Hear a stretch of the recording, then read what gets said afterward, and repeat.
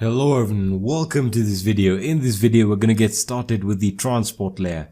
Alright, so in the previous video we looked at the network layer, and now it's time to get started with one of the most important layers on the OSI model, and one of them that Nmap utilizes really strongly, and that is the transport layer. Alright, so let us look at what the transport layer is. Well, the transport layer is essentially used for the transfer of packets between two hosts for the application layer. Alright, so it is used for the transfer of packets between two hosts for the purpose of the application layer. Now we'll look more into this as we move along. Alright, now let's get started with the protocols that are used in the transport layer. Now getting started, we have the ICMP protocol, alright, which is the Internet Control Message Protocol. We'll look at what it does in a few seconds. We then have your UDP protocol, which is your User Datagram Protocol. And finally, one that you may be familiar with, or you should be familiar with, that is the TCP, or your Transmission Control Protocol. Alright, so let's look at how each of these works. Alright, so if we go into the ICMP, which is the Internet Control Message Protocol, you can see that it is an error reporting protocol that is used by routers, hosts, and network devices to generate error messages when there are problems delivering IP packets or Internet Protocol packets. Alright, so the primary function for the ICMP the Internet Control Message Protocol is it is used to send messages, and it is used to perform network diagnostics. We'll be looking at this a lot with Nmap, and I'm sure you'll be really excited to see how this works. Alright, so the most important thing to understand is that it is used to send messages or probes, and it is used to perform network diagnostics. The one thing you need to understand is that ICMP is not a transport protocol that sends data between systems, so it does not deal with the sending of data. Now, when it comes down to the ICMP header, we have two types of flags or messages that are in the ICMP header.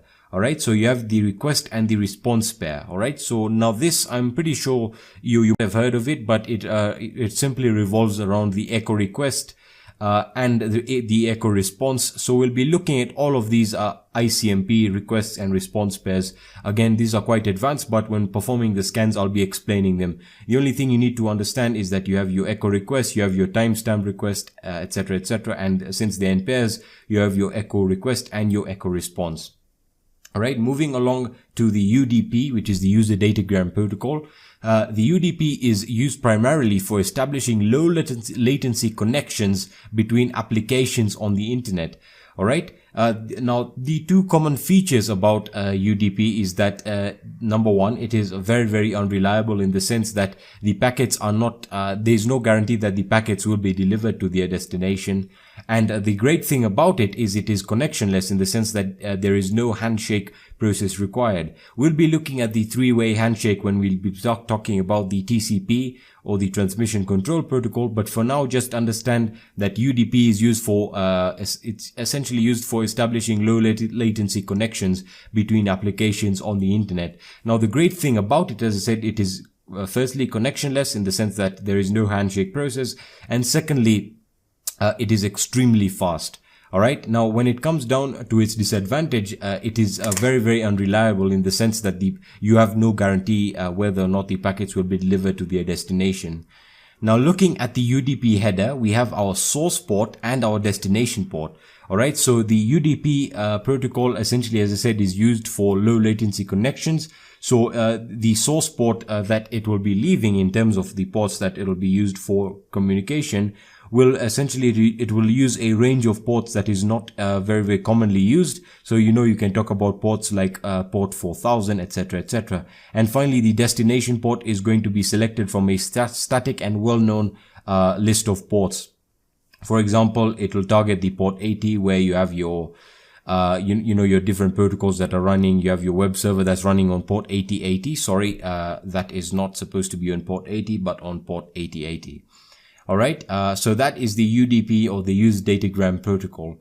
When it comes down to the TCP, or the Transmission Control Protocol, TCP is essentially a standard that defines how to establish and maintain a network conversation via which application programs can exchange data. Alright, so it's a protocol that governs how two devices, or two or more devices, can establish a connection between themselves, and obviously how they can exchange data between each other. Alright, now the great thing about TCP is that it's very, very reliable and it is ordered. Okay, now looking at the TCP header, this is very, very important to understand in terms of the information stored in the TCP header. You have your source port and your destination port. Again, all from a list of, firstly, your source port leaving a port that is not very, very commonly used, and the destination port, going to ports that are very, very common, like port 8080. Your port 80 itself, and for example SSH connections going through port 22. And finally, the last piece of information that is very important that is carried in the TCP header are the flags. Now we'll be looking at what flags we're talking about here, and more specifically we'll be looking at this in the next video when we'll be talking about the three-way handshake and why it is important to understand how it works. Alright, so I'll be seeing you in the next video, and we'll get started on the three-way handshake and how a connection is established.